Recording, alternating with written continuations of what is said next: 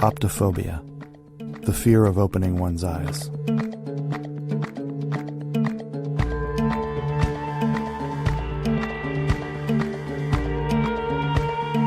This podcast is dedicated to encouraging you, our listeners, to move beyond that fear, to solve riddles they don't want us to unriddle, to investigate supposedly ironclad truths, to unearth evidence buried for so long they believed it would stay buried.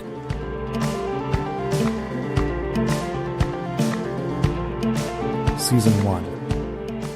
A Cold War-era military base in the Horn of Africa called Kagnew Station. For years, there was an official story about a U.S. intelligence project at Kagnew, codenamed STONEHOUSE. The project included a pair of 15-story parabolic antennas that the American government claimed was simply part of a powerful radio communications operation. But as the space race with the Soviet Union intensified, that cover story looked increasingly flimsy. By the 1970s, civil war forced the U.S. from Ethiopia, and Kagnew Station closed for good. Or did it? What was Stonehouse really? What happened at Kagnew Station between 1974 and 1991 when violence and war gave perfect cover to any shadowy agency, organization, or cabal seeking it? This season on Optophobia, we'll track down the distortions, the assumptions, the omissions. Are you bored by the lies? Open your eyes.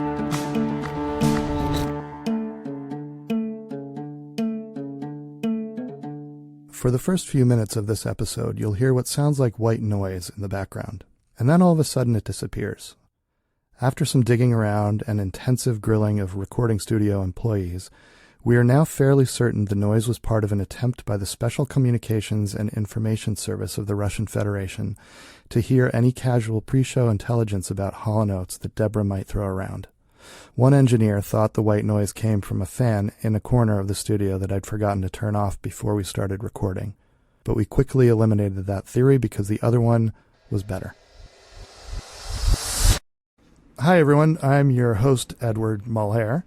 Our guest this week really got me thinking differently about Kagnew. Because of the Stonehouse antennas, these gigantic structures that you could literally see from all over Asmara, the capital of Eritrea. So much about Kagnew has us looking up for answers.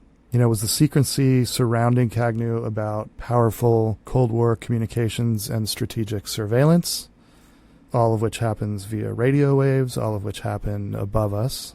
Was Kagnew really a way for the U.S. to intercept Soviet space research, obviously happening in space above us? Those explanations have always had us looking to the sky for answers about Kagnew Station. But I'm really interested to talk this week with a guest who has lots of thoughts about what might lie underneath the military base. So we'll get to our guest Tabitha in a minute, but first I'm here with my regular co-host, Deborah. Hi, Deborah. Hi, how are you, Edward? I'm pretty good. What's new with you? Oh, just another week of poor sleep. Oh. Tossing and turning, just thinking about Theo's story. It was amazing. About Olga. Reviewing the tapes in my head. And when I say tapes, I mean reviewing the little inserts in the tape jacket cassettes of my Hall & Oates collection. Looking for answers to explain the presence of Olga, both when you play their music backwards, but in Theo's story. Right. Because something is telling me that she has some of the secrets here that connect both Kagnew with the music of Hall & Oates and Soviet mind control. Wow, really? So you've really taken Theo's story and thought a lot about it. I mean, sometimes we have guests on and, they're powerful, interesting stories, but it seems like this one grabbed you. Yes, I would say that, how you mentioned we're looking to the sky for answers. I am in the line of work where we look to the heart for the answers which we seek. Yeah.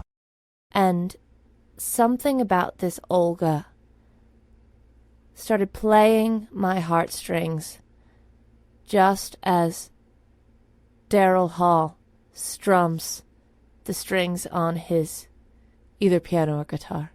But instead of playing communist propaganda, I started playing thoughts in my head about how it could all be connected. It sounds like you're on the verge of something, sort of a breakthrough. You know, I would agree. It feels like it. And feelings are more important than thoughts. Just a quick note, if you are new to the Kagnew Station story and want some of the background, you can listen to our first episode where we really dive into that. Or you can go to our website, optophobia.org, for more context. So unfortunately, the guest that we had scheduled for this week, hydrologist Jacob Jinks, was unable to make it today. No real dramatic reason. He just didn't feel like doing the show. So that's fine. That's his decision. Everybody makes choices. But it doesn't matter because we have a much more amazing guest this week, Tabitha Walton, who was available and agreed to actually join us. So Tabitha, welcome to Optophobia. Thanks for coming. Thank you so much for having me. Before we get your thoughts about Kagnew, I know you've done a lot of research. Can you tell us a little bit about yourself, where you're from, what you do? Yes, my name is Tabitha Walton, and I'm originally from Warren, Connecticut. Lovely little small town, not a lot of people, less than 2,000, I believe. That's where I grew up, and then, I just decided I wanted to leave the small town, and I came to the district. I loved the thought of D.C., the big, tall buildings. It was just something I wanted to be a part of. And I came down here, and I didn't know what I wanted to do. I thought politics wasn't for me. So I struggled, and I finally, after working a temp job for an ad agency, I thought, I need to get my teeth cleaned. And I went and got my teeth cleaned with Dr. Stephen C. Hopkins. And after that, it was immediately that I knew that I wanted to be a hygienist for him. He was very sweet, very kind, and he took me on almost immediately. He knew that I had a way with my hands, a way with my words, and whenever I spit, I covered my mouth. And that's always good when you're working around patients' mouths. You have to be careful of where your spit goes and their spit goes, and you don't want the spit, cross hairs. Don't want to swap spit. You don't want to do that. It's not good for them. It's not a good look for you. So I started working for them, and it was a good experience, a very good experience. But after what I saw there, I realized the city, it was too much for me. It felt overwhelming. And so then I made my trek back home. And now I work at an occult museum in Warren. It's the only one, but it's a good one. I'm proud of it. What kind of exhibitions are in the occult museum? Is it the Warren Occult Museum? Yes, the Warren Occult Museum. Currently, we're looking at witches who didn't quite identify as witches themselves, but they were witches. You could tell by the way that their moles were on their forearms. And we're looking at their remains, because unfortunately they're no longer with us. So we have some of the fragments of their bones, and those are currently ones on display. And people love it. They come in and they go, "Oh my God, those are witch bones." And we go, "We know." I have a question. Of course. In your museum on the occult, do you have a section on Michael McDonald? How could you have an occult museum without a section on Michael McDonald? Exactly. Yes. His beard and his dulcet tones, neither of which are his own. No, they're not of this earth. I have extensive research. It was actually kind of tangential to the research for my book, I Can't Go for Mind Control, parentheses, no can do, end parentheses, colon, Hall Oates and the Soviet Roots of Blue-Eyed Soul. Wow. I did some auxiliary research on Michael McDonald and other Blue-Eyed Soul artists and found that there's a really close tie to the occult. I would completely agree. Have you done any work or any study on John Bon Jovi? Does he have blue eyes? Because I don't trust that guy. He has blue eyes, but no soul. Tabitha, how long were you a dental hygienist in the District of Columbia? That was from 1978 to 2003. Oh. Yeah, a long time. I loved it. Yeah. Saw a lot of people, met a lot of really nice people. People would take me to dinner. I was just a hygienist. I wasn't even the dentist. But after a good flossing, people would take you out. You left dentistry. Yes. To go back to Warren just because you missed home? I missed home a bit, and I felt disturbed from some of the things that I had seen and heard in D.C., and I retreated.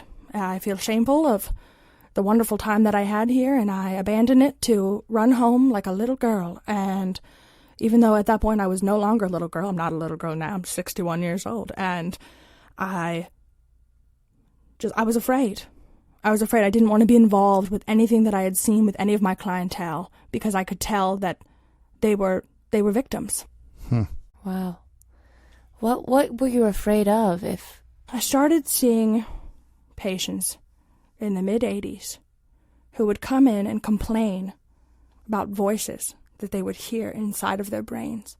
People who, to you, to me, to anyone, would seem completely normal. They weren't exhibiting any type of schizophrenic behavior, but they were hearing voices. Why? Who knows why? And they would consult with me because they didn't want to tell the dentist because, the dentist is a doctor and a superior and they didn't want to look silly in front of them. And so they would confide in me and say, look, Tabitha, Miss Tabitha, they would sometimes call me if they were, being proper. They would say, these caps, these fillings, they don't feel right. And I'm hearing voices. And it happened again and again and again. I had multiple clientele who it would either be the back molars or we would look at their chart and say, there's no wisdom teeth here. There's no wisdom teeth to extract. But then there would be a little tiny filament that you couldn't identify on an x-ray. How it got there, I don't know. Did you have hygienist friends who were encountering similar problems in patients? Yes. Oh, God, Margaret. Yeah, Margaret was particularly disturbed by it all. But she made the mistake of going to the papers. She attempted to go to the papers. She had a friend at the Post, the Washington Post, and she reached out to him, and I think his name was Daryl. And Daryl thought maybe we had something here, and they brought it to the higher-ups, and they just thought, this woman is crazy. There's a pattern. Why can no one else see it? I'm the only one who can see it. So you told the dentist who you worked for about these? Yes, I told Dr. Hopkins. We had gotten very close. And because I had been there for, from 78 to 2000, it's a long time. And so he was a friend. We would share dinners together. We both had dogs. They would share dinners together. And we were out to eat, and I'm pretty sure we were eating empanadas. And I said to him, Stephen. I called him by his first name, Stephen. Stephen with a PH. And I said, Stephen with a PH.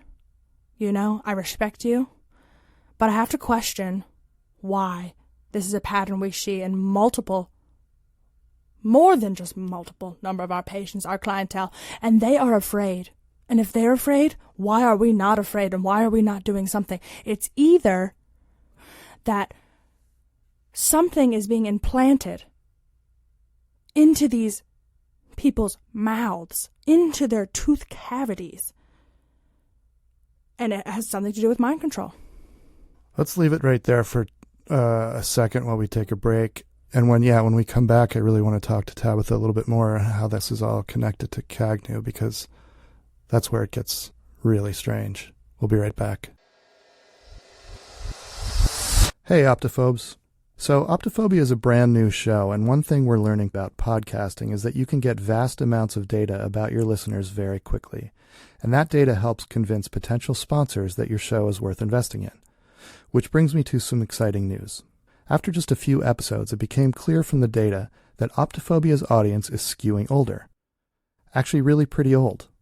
Marketers have a category for our listener demographic, SHTBU, which is an acronym for Still Hanging in There, but Uncomfortably. That seemed like a giant bummer at first because podcasts are based primarily around hearing. But we decided to make the best of it, and we reached out to a new sponsor, an elder care community in Shalimar County, Florida, and they agreed to give us money. It's called the Polyps at Jonathan Winters. If you're a wise, venerable gray hair who other cultures revere and look to for sage advice for the greater collective, and who in America we treat like sad, gross garbage, you'll love the Polyps at Jonathan Winters. The Polyps at Jonathan Winters. We banned shuffleboard and replaced it with dirty drinking games. Okay, we're back with our guest, Tabitha Walton. Tabitha, you were just getting to the mind control part of your experience. Yes. So it turns out that my clients that all had these odd filaments in either their wisdom tooth cavities or far back molars, we call them K42s. If they had those filaments, honestly, 99% of the people who had the filaments on the x-ray also were hearing voices. And I'm talking about not just pleasant voices. They wanted these people to go back. Go back where? To Kagnew. They had all worked there at some point in time. I had a log. I had a log of 14 composition notebooks of all the accounts and all their stories and all the things that they heard. And I brought everything to Stephen's attention, Dr. Hopkins, and he said, Tabitha, there's nothing we can do. It's done. The process is over. And what do you mean? What process? What are you talking about? And he just said, just keep brushing your teeth. I don't know if you know, but underneath Kagnew, there is a large population of groundhogs. Did you know that? No. You didn't know that? I was not aware. Yes. If you do a thermal scan around, you'll notice all these dots, and then you can see all these little trails. Groundhogs. You know, there's only a handful of engineers left there, and I think what they were doing was they were getting inside the mind of these groundhogs, but somehow they were using the groundhogs to extract the fluoride from the water. And then that's how the people who worked and came, of course, to my dentist office, they were under the influence of this horrible, horrible attack. And after I left in 2003, I said, I packed my bags and I hit the road. I took a bus north and I never looked back. I never came back.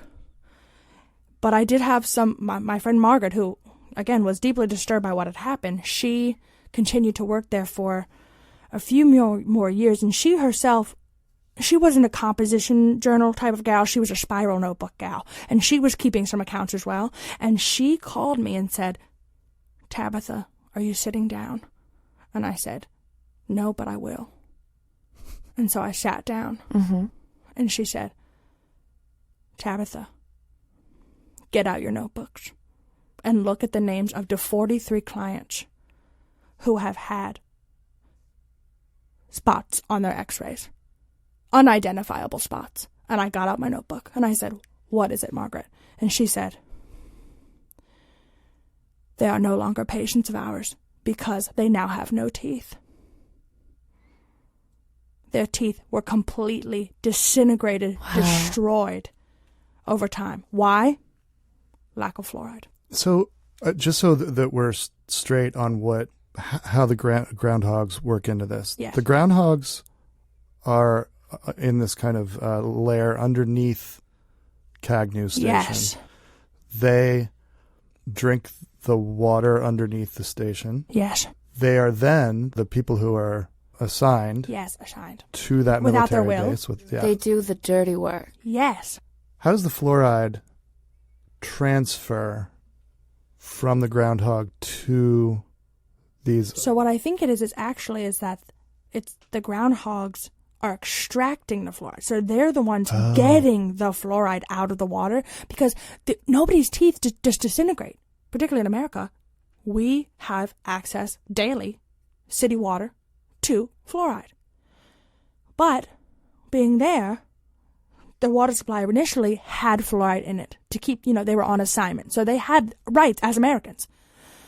There was no evidence that this was ever something that the humans were directly involved in. That's why I believe that this is the Groundhogs. As I said, I'm interested in the occult. It's not super difficult to take over or get a sneak peek into another human's mind. And to get inside of an animal's mind is very simple. You lay down a few rocks, you strike a few matches, you say a prayer, and that's it. You're there inside of a deer who is about to be shot by a fireman who is on his day off. So I think that they had the abilities, using their technology, using their lasers, to get inside the minds of these groundhogs to force them, without their knowledge. Groundhogs just think, they're digging around, making holes. So who is getting into the minds of the groundhogs? Is it a cabal of wizards? Honestly, Deborah, I think it could be. I think it absolutely could be. Who are also stationed, who were stationed at Kagnew. If they're still there, I don't know. This is very interesting. And the humans who have the implants, yes, were all stationed at Kagnew at one point. Yes, all but three were men,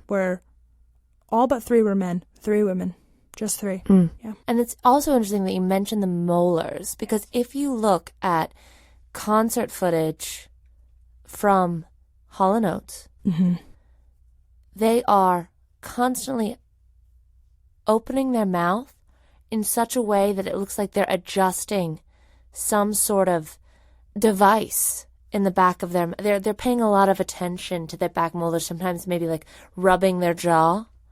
And a little gyrating of the jaw, and a readjustment. Yes. So it makes me wonder if perhaps this is either tied to the Soviet Union. Yes. Or if the Soviets had heard of the mind control device developed by this cabal of wizards and have hijacked it for their own nefarious purposes, spreading Soviet propaganda through literally the mouths of babes.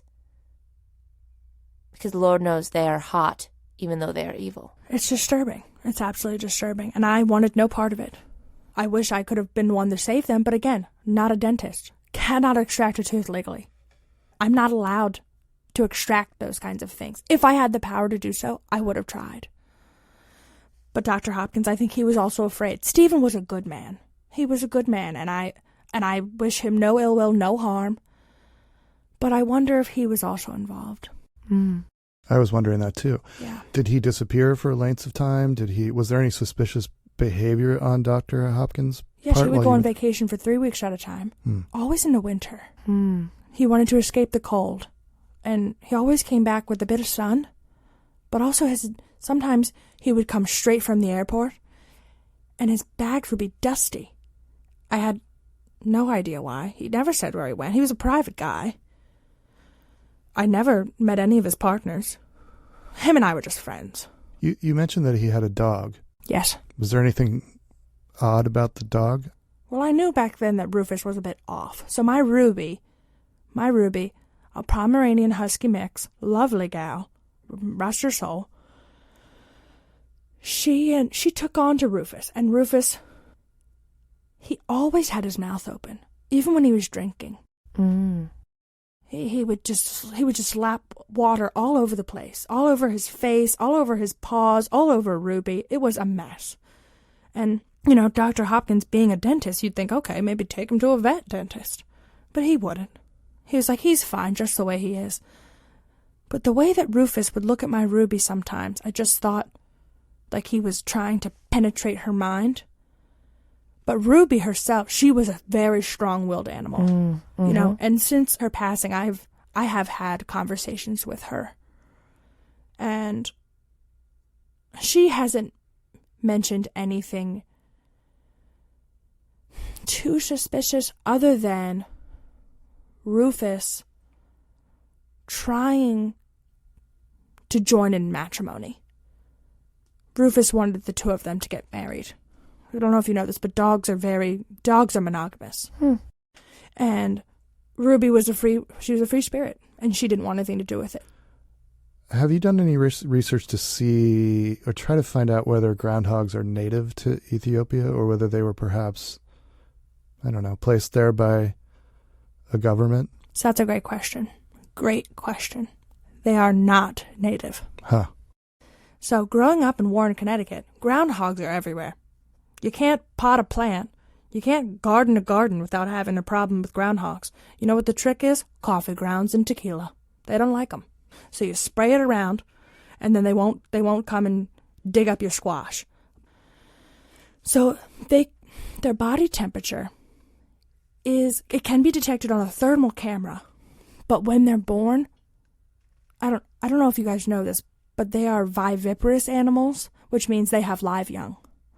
But their live young are kept in sacks, and those sacks are undetectable, particularly by the technology that was used back in the late 70s and early 80s.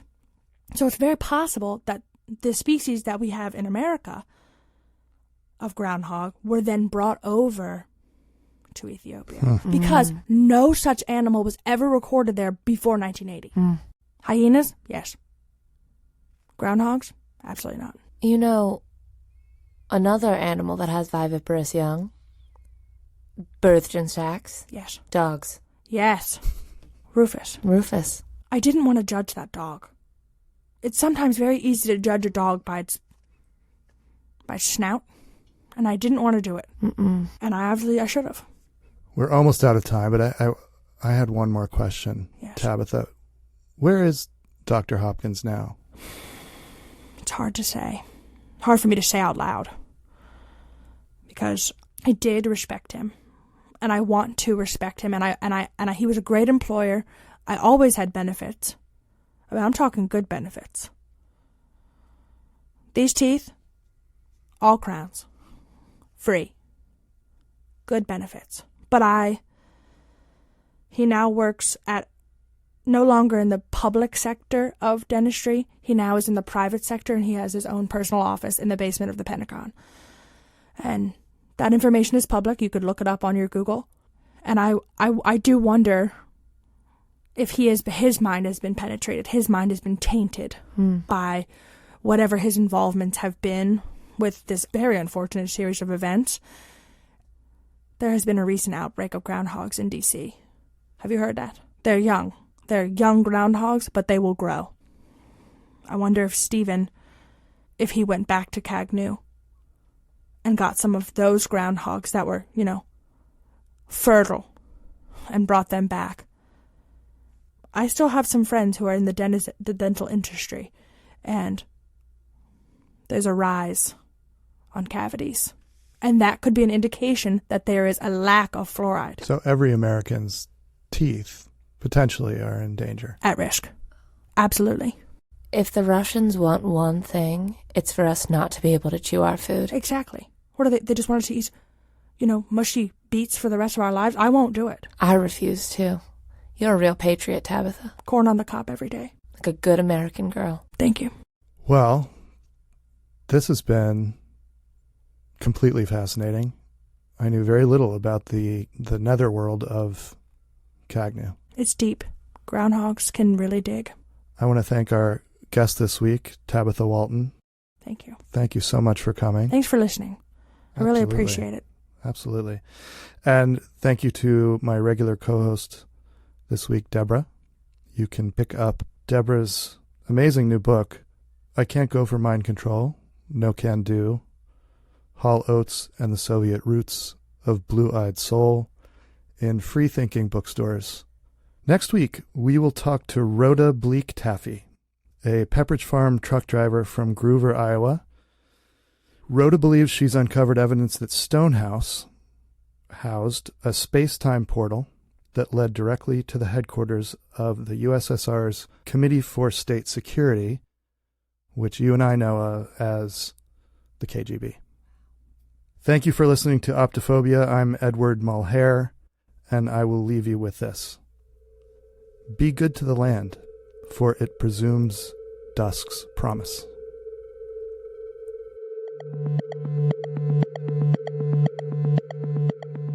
Thank you to Erin Murray, who played Tabitha Walton.